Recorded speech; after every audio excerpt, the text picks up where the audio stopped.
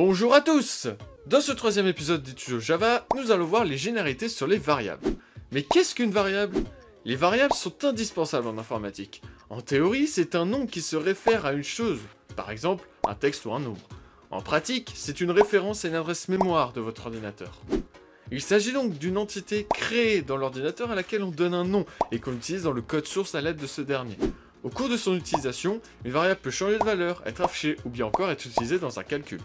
Une variable peut donc contenir des informations, mais de types très différents, tels que du texte, une lettre, un nombre, et j'en passe.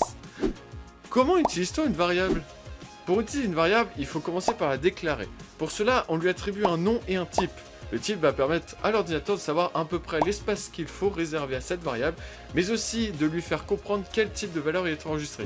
On peut dès la déclaration lui attribuer une valeur, mais on peut tout aussi bien lui attribuer une valeur que bien plus tard dans le programme.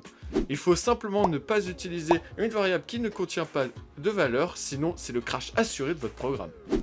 Ensuite, si par exemple la variable contient des nombres, on peut l'utiliser dans des calculs simples tels que des multiplications, des additions, etc. Ou encore, si elle contient du texte, on peut l'afficher à l'écran pour que l'utilisateur puisse savoir ce qu'elle contient. Bref, il y a plein d'utilisations possibles, mais vous inquiétez pas, on en verra une bonne partie dans les prochains épisodes. Voilà, vous avez désormais la partie théorique des variables. Cela nous permettra dans les prochains épisodes de ne faire quasiment que du pratique sur différents types de variables.